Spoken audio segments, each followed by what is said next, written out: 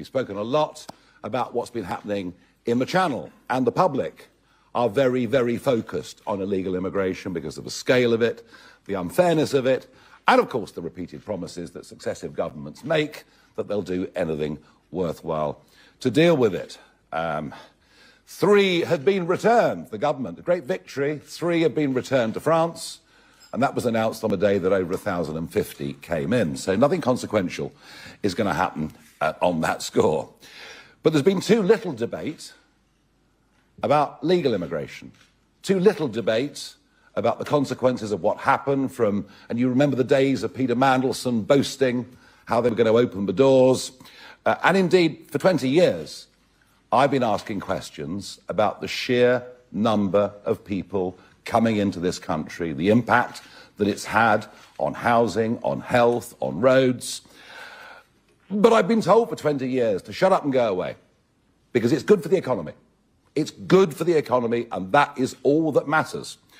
Well, quite how you measure quality of life against the economy, I don't know. But now we're beginning to learn the truth, that simply what we've been told on this wasn't true.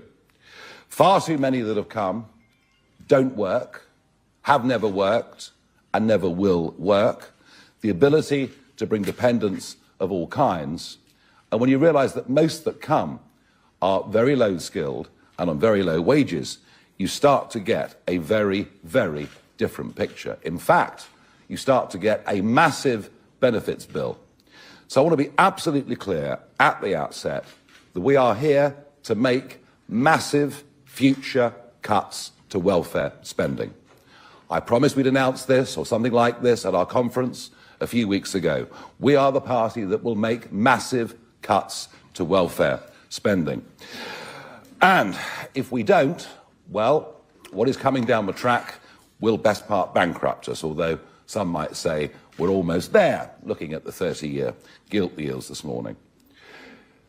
Under a reform government, welfare will be for UK citizens only. It will not be for foreign-born nationals. Indeed, we'll become like most normal countries in the world. And in particular, what we're focusing on this morning is the Boris wave. The Boris wave after his huge victory in 2019, and I think the millions that came in the years of his premiership represents the greatest betrayal of democratic wishes, certainly in anyone's living memory. This is not what Brexit voters wanted, and it's certainly not what any Conservative voter wanted from 2010 onwards, where at election after election after election they were promised that net migration would come down to tens of thousands a year, and we learn it was up to, in the worst year, 1 million, although we haven't yet got the revisions. By the time they come in, it almost certainly will be over 1 million.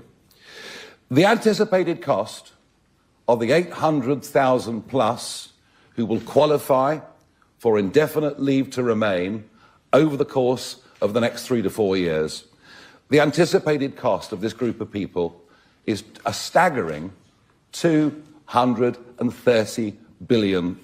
It is absolutely an eye-watering sum of money. We will not only say that these people do not qualify for indefinite leave to remain, we will abolish indefinite leave to remain as a category in this country.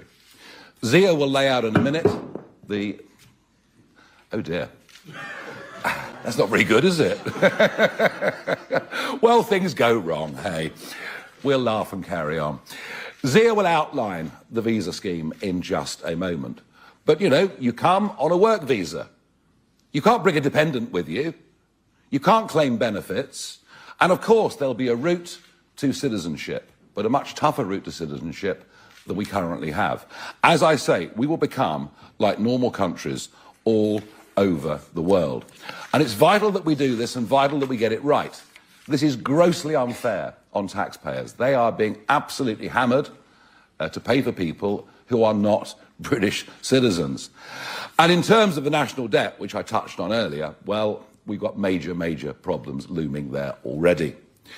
We are not the world's food bank.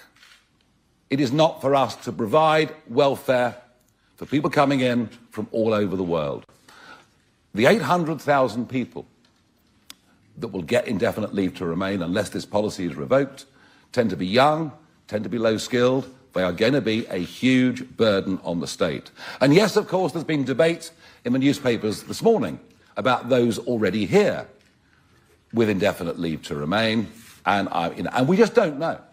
We don't know, because the figures aren't available, just how many of those are currently claiming benefits. What we do know is that 1 in 6 claimants of universal credit alone today, 1 in 6 is a foreign-born national. And we don't have the relevant figures for PIP and many of the other benefits that are available. Getting numbers out of this and the last government has proved a very difficult thing to do. So yes, we'll have work visas. And I've made it very, very clear. You come here to work and you're working. And what we're announcing today is, without doubt, a very bold set of proposals.